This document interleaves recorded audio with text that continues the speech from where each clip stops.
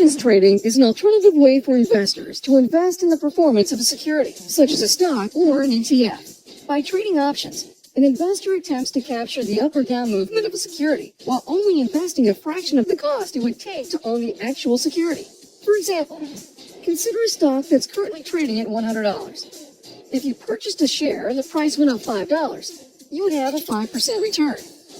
With the right option contract, you could profit from the same jump in the stock price, while only paying a small premium that costs significantly less than the price of owning the stock. The ability to make more with less is one of the benefits of options trading.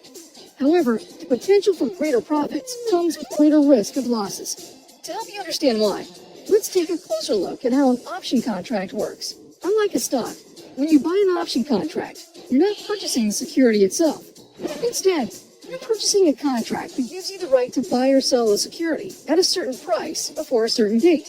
Consider this example. Suppose there's a coffee shop chain called Stone Curb Coffee. Stone Curb stock is currently trading at $50 a share. An investor believes that the stock price of Stone Curb will rise. This investor considers taking advantage of this anticipated price movement by buying 100 shares of the stock, but she is concerned about the initial capital requirement. Now, let's assume that there's another investor. He already owns 100 shares of Stone Curb stock and plans to hold on to it for a while. He thinks the stock price will not increase much over the next few months. Both investors can utilize a call option. This type of option contract gives the buyer the right to buy shares of Stone Curb stock at a set price, called a strike price, at a set time, called expiration. In this case, it's $55 per share in 4 weeks' time. Typically, each standard option contract represents 100 shares. So this one contract would give the buyer the right to buy 100 shares of Stone Curb stock at $55 per share. The buyer purchases the contract by paying the options premium.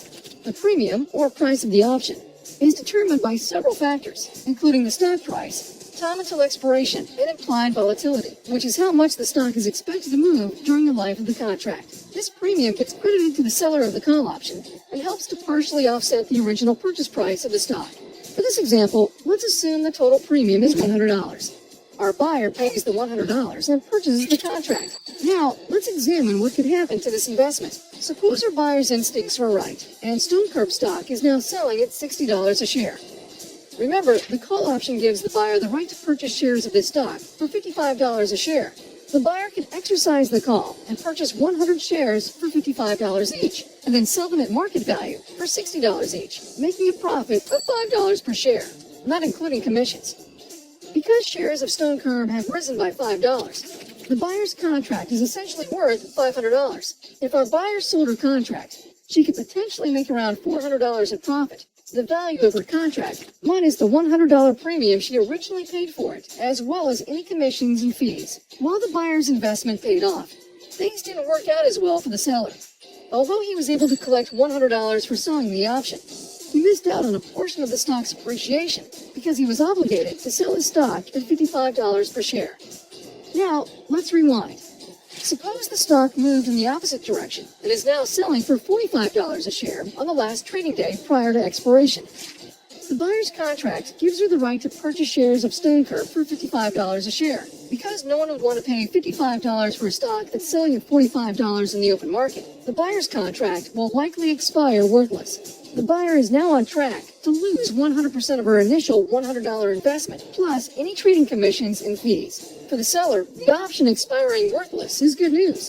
He still owns his shares of stock and made $100 selling the option. Although the value of his shares declined, he was able to keep the option premium, less any commissions and fees for selling the option. Keep in mind that this is a simplified example. The pricing of options is very complex, which is why it's important to educate yourself about options and their risks before you invest. While the biggest change comes from the price of the underlying instrument that the contract represents, there are other forces like time decay and implied volatility that influence options prices. While we showed you one example, options can be used in a variety of ways. There are call options, which we just saw, that can be profitable to own if the price of a stock goes up. And then there are put options, which can be profitable to own if the price of a stock goes down. Calls and puts can also be combined in a variety of ways. By buying and selling these options, investors have the potential to make money when the market moves in any direction and create strategies with a variety of risk levels. You've taken the first step in